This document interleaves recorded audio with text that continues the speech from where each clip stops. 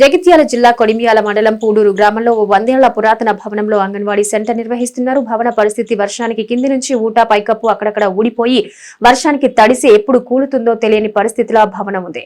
అలాంటి భవనంలో చిన్నారులతో అంగన్వాడీ సెంటర్ నిర్వహిస్తున్నారంటే ఒక పెద్ద సాహసమే అని చెప్పొచ్చు. దీనిపై ఐఎన్డి న్యూస్ స్పెషల్ ఫోకస్.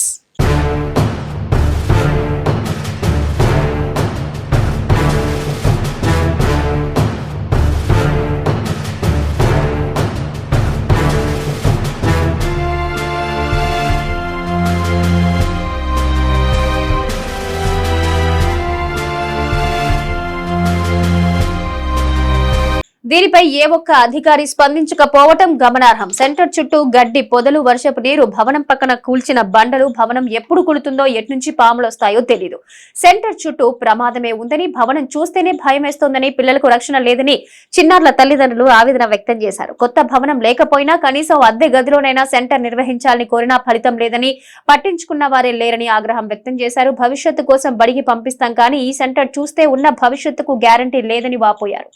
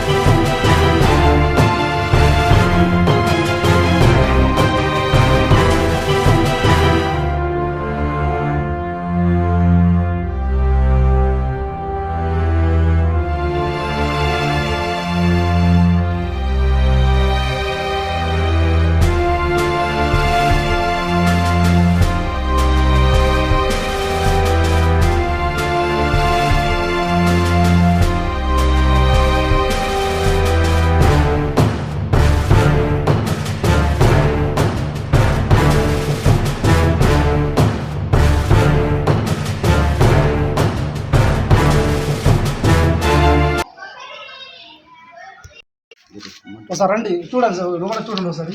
మరి ఎంత ఘోరంగా ఉంది అంటే లోపల అన్ని వాటర్ మొత్తం ఇక్కడ స్టోర్ అవుతున్న వాటర్ ఇక్కడ అన్ని పైన కప్పు కూడా సరిగా లేదు. ఇది ఎప్పుడు ఊరిపోతుంది. రండి మ్యూజిక్ చూడండి సార్, మ్యూజిక్ చెప్పండి. పైన ఎప్పుడు ఊరిపోయి తెలియదు. కింద పిల్లలు ఎట్లా ఆనందిస్తారు, పిల్లలకి ఎక్కడ ఎట్లా ఉన్నాయంటే వంట సామాగ్రి లేదు, వాటర్ పడుతుంది.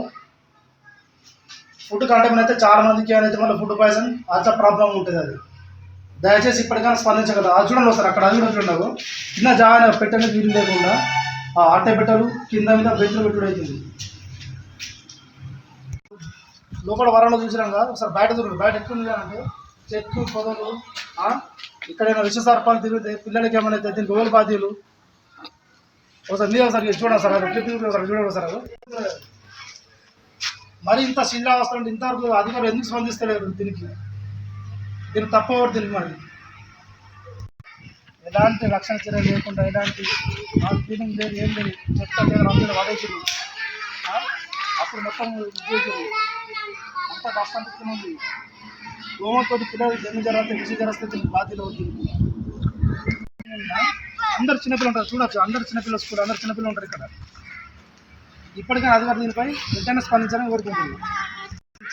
కొత్త బిల్డింగ్ కాకుండా పిల్లలకు తక్షణమే వేరే కాడికి అంగన్వాడీ షిఫ్ట్ చేయాలని కోరుకుంటున్నాను.